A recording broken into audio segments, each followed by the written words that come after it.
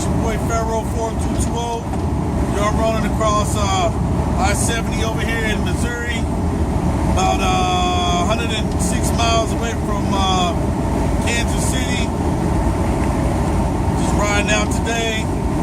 Today's a beautiful day. Sun is out. A little windy. It's a beautiful day out. Today I want to talk a little bit about the trip planning again, and the fuel management, and all these things that we do out here as far as like running your business. Okay, so of course when you get your load and you know where you're going, you have to trip plan it. So you gotta get your map book out, get your truck stop guide out, so you know where you're gonna get your fuel at. First thing you want to figure out is how many days you want to drive per day to get you to that destination.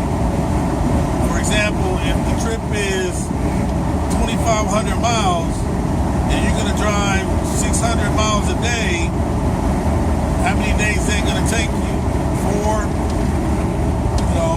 and something. You can do 625 a day, and that'll get you 2,500 miles. So if you can ride 625 a day at an average of 62.5 miles an hour, so you do about 63, you can run that in 10 hours. Okay, that's if your truck can go that fast. All right. Now, during that, you want to check out your fueling locations. Who has the cheapest fuel along your route? And you want to make sure that your stops are going to coincide with either a 30-minute break or your rest point. Okay, so basically you're looking at, if you take a 30-minute break, do you need to get more fuel, or can you go until you shut down for the night? If you can go and shut down for the night, just say, for example, you got an opportunity to where your truck can get you about 1,200 to 1,300 miles, to the gallon. You can probably run 2 days before you have to fill up again. Now the only thing you have to worry about is whether or not you'll have enough fuel to make that. So then you figure out where your rest spots are, you figure out where your fueling locations are, and then now you execute. Okay. You got to break your loads down prior to accepting the loads to determine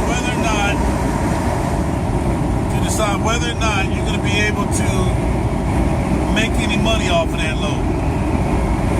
It doesn't matter if it's paying $3,000. If your expenses are high and your fuel is high, you're not going to make no money off that load. So you got to break it down and see how you're going to make money off of it. Now, if you determine that you are going to make money off of it, how are you going to do so? And then once you've established that, you've got your expenses down, how much it costs you to run your truck per day, you know exactly what's going to be coming out of your check. You got to be real with yourself. Everything that's coming out, you got to know what you owe to the company. You got to know. All right, and then once you got all those numbers together, now you can go and set your path, take off and go and deliver your load. And this is a never-ending battle. This is something that you have to do every single time you get a load. It's not going to be like, okay, this is what I need, it's easy now. No, you got to keep doing it every time you get a trip. So to know your numbers makes it easier for you to determine if that loan is going to pay you any money or not. Okay, so then there's a couple places that you can go to. One of them is called DAT Trendlines, and you can go there and you can find out what the rates are, the average rates for van, flatbed, refrigerated, that kind of stuff. You can see the trends of the hot markets and where the truck ratio is, load ratio is, and you can use that to your advantage, finding out where these loads are. Okay, when you know what the average load per week is, the dollar amount per week, that's something that you can put down in, like, say, your criteria. Right now, van freight's down to about $1.58 a mile. That's what the average freight rates are right now. Refrigerated is at $1.85. Flatbed is at about $1.83 according to the trend lines. Okay, so that right there gives you an idea on what the freight rates are. Now, just because it's $1.58 for van right now doesn't mean that's the highest they're paying. That's just the minimum right now. You know, some places are giving you $2, some are $3. Depends on who they are and who they got contracts with. So it's not everybody, but there are some places that have good connects like that. You know, I talked to a gentleman yesterday. He told me about a company that has good stuff going on. I'm going to call them here in a little bit, talk to them about their freight lanes that they run, and then go from there. But basically, get all the information that you can, always, to make a good decision. The more information you have, the better the decision you can make. Okay? When you decide to get your own authority, you know, now you can pull from anybody. You know, you can go and get your DUNS number, like I did, and once you get your DUNS number, now you can pull loads for the government, things like that, because they report to the DUNS thing. That's basically your business credit report. Okay, so then that way, you know, when you're doing good work and you're getting recognized for it, you'll be able to, you know, be more successful. Be professional at all times. You know, I know sometimes it's hard to do, but be professional at all times. If you work on being professional, even when the people aren't professional to you, it makes a lasting impression. You know, you never know who you might run into out here on the road. Never know. So be professional. If you're with the company, don't down talk your company. You know what I'm saying? Don't down talk anybody else's company. You know, you never know who you're talking to. You give off that professional vibe, approachable, professional, knowledgeable, learnable. You know, those things, people will tend to draw you. You draw people onto you based on how you carry yourself and your character. If you act like you one of the people that don't want to talk to people, you're not going to draw nobody to yourself. You're not going to have any. I mean, you know, you may have your closest people, you know, your closest friends, or people that you communicate with, but in order to be successful in this industry, you have to be able to talk to everybody. Learn from everybody. Learn from everybody. Share knowledge. Share knowledge with people. You know, because you never know. You know what I'm saying? Somebody else may have a good way of doing it, just like you do. You share that knowledge, it makes sense, and then now you can incorporate that into your plan.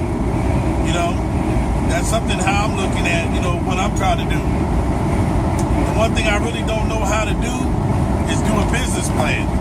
So I talk to people who do this kind of stuff all the time to find out, hey, how do I do my own? How do I set this up myself? I look at examples and stuff, but I don't want to copy somebody else's work to put it in mine. I want to make my own. So that's what I want to do. I want to make my own. You know, I got my numbers where I'm gonna get my figures from, which is the trend line, which I can show for the next year what it look like. You know what I'm saying? Year to date, I can go back and look at that, and then you can actually go and Google search, you know, the freight rates during a certain time period. And then it'll give you a breakdown of what the freight rates were like, whether they go up, whether they go down, what months go up. During the month of March, freight rates will probably go back up because being that February is the shortest month, it's still during the winter time, and it's right after the holidays. So then March, people are going to start moving more freight. Production is going to go up, so freight rates will go up. take advantage of it right now. Get out here and get yourself going. Start getting out of that south stuff and start getting back up here in the north where the freight rates are going to start going back up. I've been running up north all winter. I go down south sometimes, but I was up north mostly the whole winter. And I was making good money. So I just expect to keep making good money, you know, going back and forth. So that's how I'm looking at it. And then you also have to have a plan on how to duplicate yourself.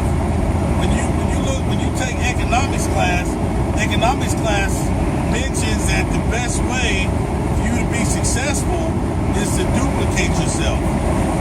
How do you duplicate yourself? You gotta get another truck. You gotta get another driver or a team of drivers who you are paying them a fair wage. A fair wage, and with a good truck, you shouldn't have no issues with any drivers. Now, if you want to be like a company and you want to be stingy with your money, you're going to have a high turnaround rate. And right now, the trucking industry, we already know that there's a high turnaround rate. People will leave a company in a heartbeat if they're not paying them right, if they're not going home right. You're not going to get paid for doing nothing. But for the work that you do, you want to get paid for it. And that's the key to it right there, is to get paid for the work that you have done. You know, and a fair wage is where it's at. Now, is that cents per mile or is that percentage? I don't know. Let's look at it like this, all right? Say you got a load that's paying for 2,050 miles, it's paying $3 a mile. All right, this is a solo driver. 2,050 miles, paying $3 a mile, okay? And you, as the owner, this is what you're gonna get. 2,050 times $3 a mile, you're looking at $6,150. Okay, it could be something important or whatever, I don't know. So then now you pay your driver, let's just say you're paying your driver for 2,050 miles, you're paying your driver 35 cents a mile. They're only gonna make $717.50. For 2,000 miles, man, they're not too happy about that. I mean, yeah, they're gonna be happy. Some drivers are gonna be happy about it, that's cool. Okay, 2,050 times 40 cents a mile. They're gonna make $820. Yeah, that's all right. That's cool too. But let's think about this, all right? If you pay them that little money, is that you being greedy or are you being competitive? Which one do you think it is? I think it's you being greedy, because instead of paying them by the mile, you should pay them a percentage. So you make $61.50 for the load. You multiply that and pay them, say, 25% of the line haul or 25% of the gross that you make. That means they make $1,537.50. Now, that driver's not going to leave you because he just made $1,537 off of 2,050 miles. Okay, and you divide that by 2,050 miles, they've actually made 75 cents a mile. And that driver's not going to leave you because they're making good money. Now, at the same time, 6150 times 25% is 1537.50. All right, minus the 6150, you have money. You have 4612.50 left over. Okay, so now out of that 2050 divided by 6.0 mpg, you need 342 gallons of fuel times the average $2.99 price. You spend $683.66 in fuel. Okay, so then now you got 4216.50 minus 684 for fuel. You still got 3532.50 left over for that week. I mean, that's not even really a week. That's like basically 3 days. That's like 3 days of running. So 3 days of running, you got got $98.50 for expenses times 3 days. That's $295 minus 35, 32, 50. You still got $3,237 left over in your business account. So yes, you got money left over and you paid your driver decently. You know what I'm saying? Actually, hold on. Did I even subtract that yet? Hold on. Yeah, I did. Okay. So you still got $3,237 left over in your business account. $32.37. All right. And that was just for 3 days. So if you multiply that times 2, you got $64.74 left in your business account. And your driver made $1537.50 times 2. So he made $3,075 for the week. Free and clear. Free and clear, dude. I mean, that's good money right there. But now, you know, when you're looking at whether you're doing that same 2050 times $1.50, that's $3,075 times 25%. They're gonna make $768.75 times 2. That's gonna give them $1537.50 for the week. That's still not bad if the freight's $1.50 a mile. So that's half of what we originally. That's my median. $1.50, $3. You know, if you want to get paid and you want to move freight like you're supposed to, you need to range in between there and keep your drivers happy, keeping the truck running, keeping the maintenance up. That's $64.74 that you got left over for the week. You know what I'm saying? That's money that's in your business account. $64.74 times 4 weeks of the month. You got $25,896 sitting in the bank account. If something goes wrong with your truck, you got the money to get it fixed. You know what I'm saying? If you got $64.74 times 5 weeks in a month, you got $32,370 in there. You still got money left over in your business. So you're making money in your business. Keep your drivers happy, keep your trucks running, keep your fuel right, you know, using your discounts and stuff.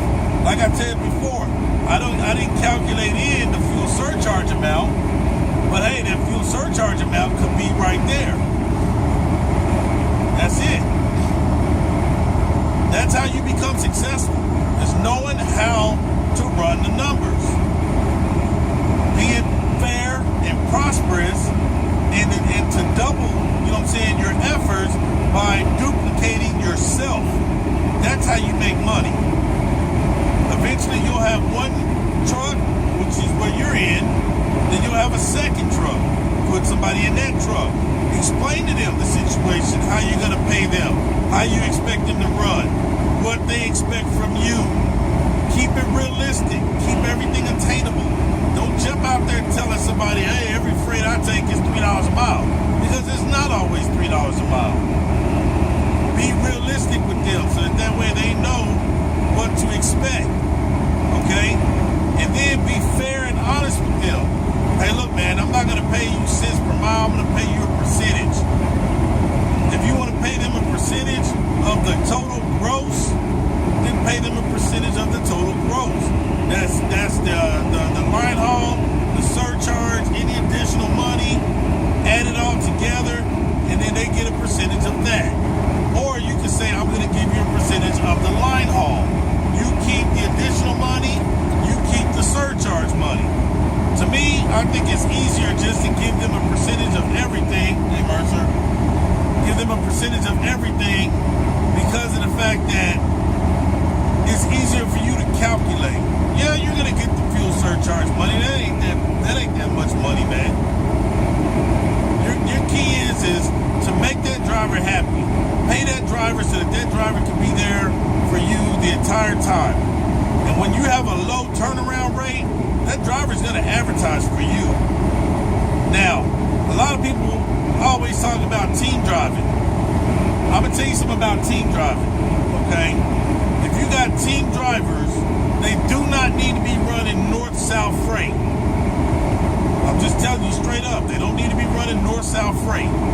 They need to be running east coast to west coast freight. back and forth. Because if it takes me, if you got team drivers running 600 miles each, that's 1,200 miles that they're covering. On a 2,500 mile trip, that's 2 days. That's 2 days of running. 2 days of running. Each of them do 625. You know what I'm saying? That's 625 is 1,250. 1,250 and 1,250 is 2,500. 2 days of running. It can be done. 2 days of running. All right? And then you get them something right back out. That's 2 more days coming back. Okay? So now within 4 days, you're out and back across country. Okay?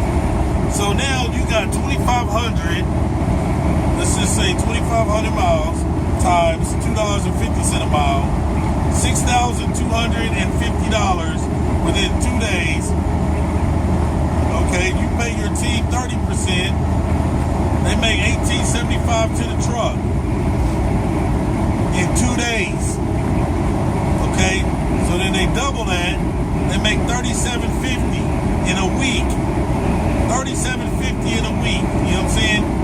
You're running 2,500 times 2 is 5,000 miles times $2.50. You're making $12,500 for the week times 30%. They're making $3,750 on that freight. So yeah, you got plenty of money that you're making.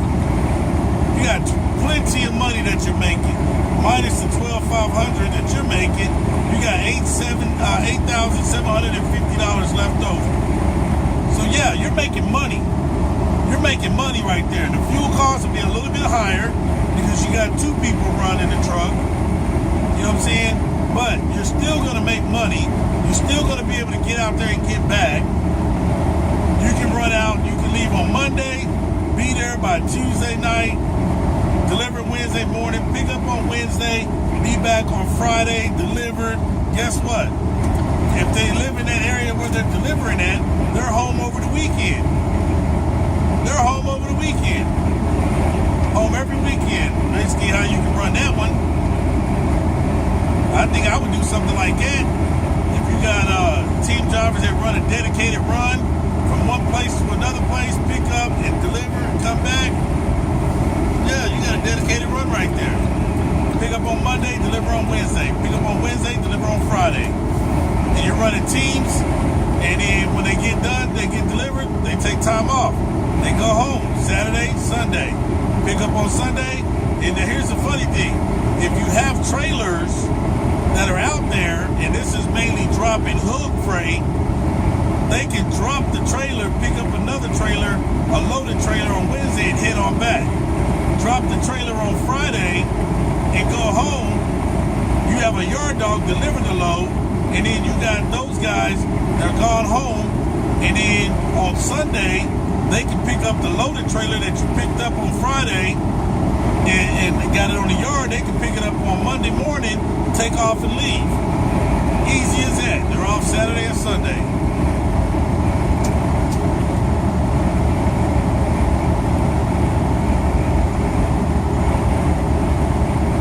The key is having dedicated freight like that. If you can have dedicated freight like that, then it would work out great. Sometimes it takes a lot of work to build those up. You know what I'm saying? But if you can build those up, why not get a truck that is meant for 2 people? Or you get a husband and wife team that's out there, and you can let them know, hey, look, here's your turnaround rate right here. You know, you can run this load right here. You got 1 up and back, that's 2 loads. And you do that every week, 2, 4, 6, 8 loads a month. 8 loads a month, and you're bringing in money. 8 loads a month, you're bringing in money, and that's, what is that, 2,500 times 2 is 5,000 miles a week, times $2.50 a mile, you're making $12,500. Times 4, you're making $50,000 a month. For 4 weeks, doing the same thing, you're making $50,000 a month. do those drivers make a month? Times 30%, they're making $15,000 a month. Take-home pay. Who's going to leave you if they're bringing in $15,000 a month take-home? Nobody. Nobody. If you're doing that times, let's see, divided by 4, they're bringing in $37.50 every week, times 52 weeks. In a year, they're bringing home $195,000 is what they're bringing home. $195,000 a year take-home pay. Now, Uncle Sam, of course, is going to take a cut out of that, but that's what they're doing. It doesn't matter. If you want to take taxes out of that, then okay, divide that by 52, $37.50 times, just do 25%. So take out $937.50, okay, for taxes. So you got 12,500 times 30% minus $937.50. So they bring it home actually $28,1250 after taxes times 52 weeks in a year. They're bringing home $146,250. They don't have any write-offs. So that's their problem with taxes. But they've already taken out $937.50 out of their taxes, you know what I'm saying, towards their personal taxes. But they're still bringing home almost $150,000 a year take-home pay.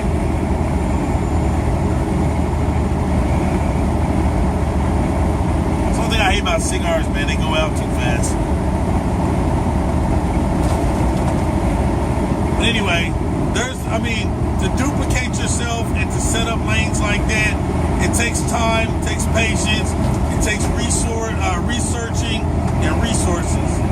You know, but if you can do that, you can make it work for you. You can make it work for the best of you guys. You know, and then that's how you duplicate yourself. When you're looking at this, all right, on the grand scheme of things, 12,500 is what you're grossing, which is before you take out expenses and before you pay anybody. 12,500 times 52 weeks a year, you're making $650,000 a year. That's with one extra truck. So if you did that with 3 trucks, you're bringing in $1,950,000 a year with 3 trucks. You're almost at $2 million. Almost at $2 million a year. So yeah, you're doing good now. You're making it, you know what I'm saying? But it takes you time to get to that level. And you have to be able to produce. And it's not about buying the truck. It's about the trailer. The trailer's where the freight is. The truck doesn't have the freight. The trailer has the freight. So if you can get trailers and get with these companies and you tell them straight up, hey, look, the minimum I need to take to move this freight is $2.50 a mile. If they want to do that, then that's fine.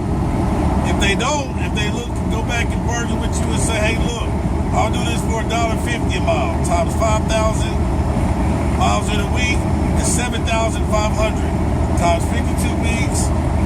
You know, you're at 390,000 times 3 trucks. You're looking at $1,170,000. You're still in the $1 million mark, except for now you have to watch how much expenses you got coming out. So that behooves of you to negotiate that rate above $1.50. If they say $1.50, you said $2.50, they said $1.50, you break even at $2. $2 a mile is what you want to break even at. $5,000 times $2 a mile is $10,000 a week times 52 weeks in a year times 3 trucks. You're at $1,560,000 a year. That's still good. That's still good. You know what I'm saying? And that's what you need to do in order to make things work out for you is negotiation. But if you negotiate that rate and you get it in contract for a year. Now you have to provide. You have to do the work. And that don't mean just going out and start getting knuckleheads and start driving for you. Buy the trailers that you need to facilitate the mission. Now, when you get the trailers that you need, now you break it off with the drivers. Now you go out and hire owner-operators with their own trucks, and all they do is move the trailer. That's all you do. Hey, look, I'm going to pay you 25% of the gross. I need you to move these trucks, and you have to do team drivers so that you can make the money like you're supposed to, and you can get the freight there like you're supposed to. You do team drivers, and those team drivers need to be somewhere nearby you, so that way they can go do the freight, and then they can leave from there, and then they can be home.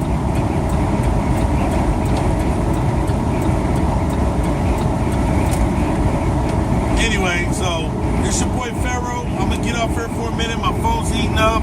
But yo, check this out. Look deeply into this information. Research this information as best as you can.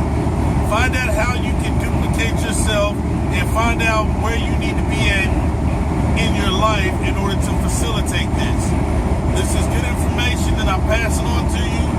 You know, duplicating yourself is the number one thing that we out here need to do. If you can duplicate yourself, you'll see your success rise. Always put your money up for your maintenance. Always keep your truck running and keep all your business stuff in order, and you will be successful. This your boy Pharaoh. I'm out of here. Peace.